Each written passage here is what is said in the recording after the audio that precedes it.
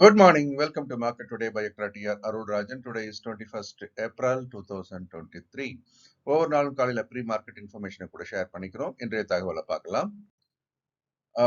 இன்னைக்கு மார்க்கெட்டுக்கான ஒரு கியூ அப்படின்றது நம்ம யூஎஸ் மார்க்கெட்ல இருந்து பார்க்கும்போது நேற்று இரவு முடிந்த யூஎஸ் மார்க்கெட் அப்படின்றது எல்லா இண்டெக்ஸுமே மார்ஜினலி டவுன் அப்படின்னு நம்ம சொல்லலாம். டவ் ஜோன்ஸ் 0.33%, S&P 500 0.6% இறங்கினாலும் நாஸ்டாக் இன்னும் கொஞ்சம் கூடுதலா போயிட்டு 0.8% என்ற அளவுக்கு இறங்கியிருக்காங்க. டெக் ஸ்டாக் நம்மளுடைய ஐடி ஸ்டாக்ஸ்ல ஒரு ப்ரெஷர் இருக்கிறதுக்கான வாய்ப்பு அதிகமா இருக்கிறது நம்ம பார்க்கிறோம்.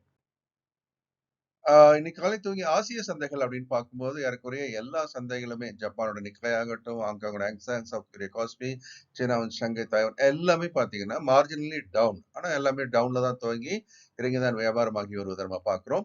ஸோ இதை ஒட்டி நம்முடைய சந்தை எப்படி இருக்கலாம் அப்படின்றதையும் பார்க்கலாம். நம்முடைய சந்தை அப்படின்னு பார்க்கும்போது நம்ம சிங்கப்பூர்ல வியாபாரம் கூடிய நம்ம நிப்டி தான் பார்க்க வேண்டியிருக்கு. HX நிப்டி இப்போதைக்கு ஏறக்குறைய நேற்றைக்கு முடிந்த அளவிலேயே ஒரு பிளாட் ஓப்பனிங் அப்படின்ற அளவில் இப்போதைக்கு வியாபாரமாகி வருகிறது. ஆகவே பெரிய சர்ப்ரைஸ் ஒன்றும் கிடையாது. கடந்த சில தினங்களாகவும் மார்க்கெட் எப்படி இருக்கு, ஒரு நேரம் மூவ்மெண்ட்ல இருக்கிறத பார்க்குறோம். நிஃப்டியோட ரேஞ்ச் அப்படின்ட்டு 17,450 17,850 அப்படின்னு நம்ம போட்டிருக்கோம். ஸோ இந்த ரேஞ்சுக்குள்ள தான் இப்போதைக்கு வியாபாரம் ஆகி கொண்டு வருகிறது. ஏற்கனவே சொல்வதாக என்னுடைய மையப்புள்ளி கிட்ட வந்தாச்சுன்றதை நம்ம பார்க்குறோம். ஸோ தொடர்ந்து இந்த ரேஞ்சுக்குள்ளே தான் இனிமேலும் வியாபாரத்துக்கான வாய்ப்பு கொஞ்ச நாளைக்கு இருக்குது. ஏற்கனவே பெரிய ட்ரிகர் ஏதாவது வராத வரைக்கும் இதுக்குள்ள தான் வியாபாரம் ஆகலாம். நிஃப்டி பேங்க்கும் அந்த மாதிரி சப்போர்ட் லெவல் 41,000, ரெசிஸ்டன்ஸ் லெவல் 43,100 அப்படின்னு சொல்லிட்டு ஒரு குறுகிய எல்லைக்குள் தான் இப்போதைக்கு வியாபாரம் ஆயிட்டு இருக்கு. ஆனா பெரிய ட்ரிகர்லாம் வருது காத்து வாய்ப்பு இருக்கிறது. நாளைக்கு ஐசிஐசிஐ பேங்கோட ரிசல்ட் வரும்போது அதனுடைய இம்பாக்ட் அப்படின்றதும் பெரிய அளவுல நிஃப்டி பேங்க்ல பிரதிபலிக்கலாம். மேக்ரோ எக்கனாமிக்கல் ஃபேக்டர்ஸ் பார்க்கும்போது 10-year bond yield 3.53%, dollar index 101.8. So இது ரெண்டுமே ஓரளவுக்கு கொஞ்சம் குறைஞ்சிருக்குது. பங்கு சந்தைக்கு சாதகமான ஒரு நிலையாக பார்த்தாலும் கூட ஓகே, மார்க்கெட்ல இன்னும் அது வந்து இன்டர்நேஷனல் மார்க்கெட் எஃபெக்ட் ஆகல. பிரண்ட் குரூட் வந்து $1 கிட்ட இறங்கியிருக்கு. கிட்டத்தட்ட 82.4 இருந்து 81.1க்கு வந்திருக்கிறது பார்க்கிறோம். அதுவும் குறிப்பா அது 85-86 வரைக்கும் போயிட்டு இப்போ ப்ராஃபிட் புக்கிங் நடக்கிறதா சொல்லப்படுகிறது. $81 கீழே இறங்கி வந்தாச்சு. அதே நேரம் கோல்டு வந்து மார்ஜினலி அப், கிட்டத்தட்ட ஒரு $10 ஏறி இருக்கிறத நம்ம பார்க்கிறோம். ஒரு ரவுண்ட்ஸோட விலை இப்போ $203 இருக்கு. ஆக தங்கத்தின் விலை ஏற்றம் என்பது பங்கு சந்தையின் ஒரு மந்தநிலை நோக்கி தள்ளுவதற்கான வாய்ப்பு இருப்பதாகவே பார்க்கலாம். USD INR அப்படின்றது மீண்டும் அந்த குறுகிய எல்லைக்குள்ளாக பார்த்தீங்கன்னா 82.15 காசுல இருக்கு. இது 82, 30, 35 மேல கீழே பார்த்தீங்க அப்படின்னா 81.70 இந்த ரேஞ்சுக்குள்ளதான் இப்போதைக்கு வியாபாரமாகி வருகிறது. மைக்ரோ எக்கனாமிக்கல் ஃபேக்டர்ஸ் அப்படின்னு நம்ம பார்க்கும்போது இப்போ Q4 ரிசல்ட்ஸ்ல SL டெக்னாலஜிக்கு வந்தாச்சு.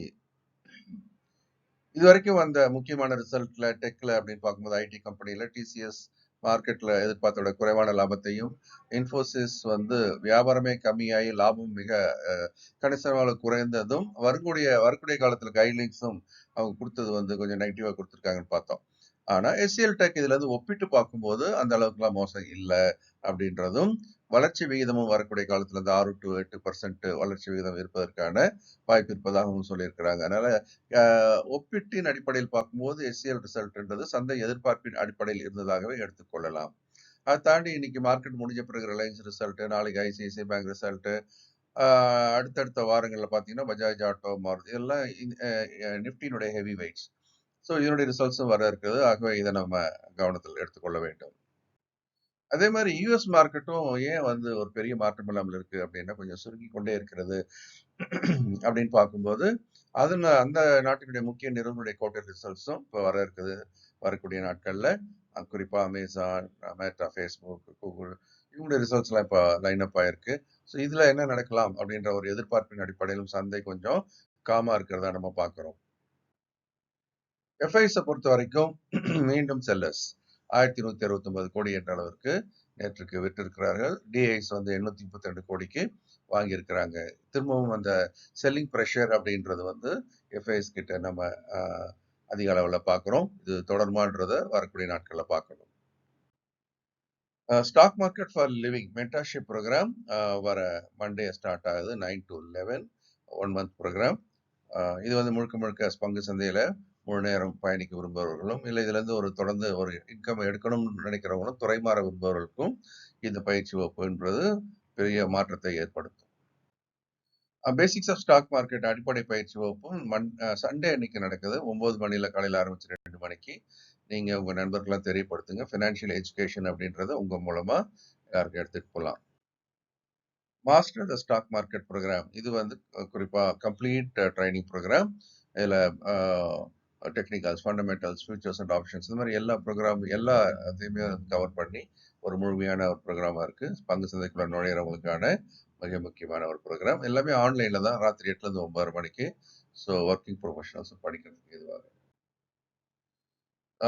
Features Nifty live trading program இன்னைக்கு 11 o'clock இருக்கிறது. I am available.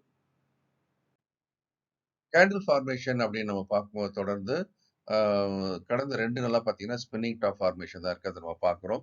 ஒரு இறக்கத்திற்கு பிறகு இந்த ஸ்பின்னிங் டாப் வந்தா என்ன அர்த்தம்? இறக்கம் தடுத்து நிறுத்தப்பட்டதா எடுத்துக்கலாம். இதுக்கப்புறம் என்ன நடக்கலாம்? ஏற்றம் வரலாமோ இல்ல இறக்கம் வரலாமோ அப்படின்றதா ஒரு நிச்சயமற்ற தன்மை தான் அது குறிப்பதா எடுத்துக்கலாம். இதெல்லாம் நியூட்ரல் கேண்டில்ஸ் அப்படின்னு நம்ம சொல்லுவோம். கீழே சப்போர்ட் பார்த்தீங்கன்னா 17,440. அப்போ எஃப்ஐஸோட செல்லிங் தொடர்ந்தால் என்ன ஆகும்? 17,440 நோக்கி நகர்வதற்கான வாய்ப்பு இருப்பதாக பார்க்கிறோம். மேல போனா என்ன ஆகும்? மேல போனாலும் செல்லிங் தான் வரும். அதனால நீங்க 2 பக்கமும் பார்த்தீங்கன்னா பிரஷர் அப்படின்றது செல் சைட்ல தான் இருக்குது அப்படின்றத நம்ம பார்க்கிறோம். இந்த வீடியோ உங்களுக்கு பிடிச்சிருக்கும் நம்புறேன். பிடிச்சிருந்தா லைக் பண்ணுங்க, ஷேர் பண்ணுங்க. உங்களுடைய கமெண்ட்ஸையும் கீழே போடுங்க. சப்ஸ்கிரைப் பண்ணாதவங்க சப்ஸ்கிரைப் பண்ணிக்கங்க. இந்த நாளும் இனிமையான நாளாக இருக்க என்னுடைய மனமார்ந்த வாழ்த்துக்கள்.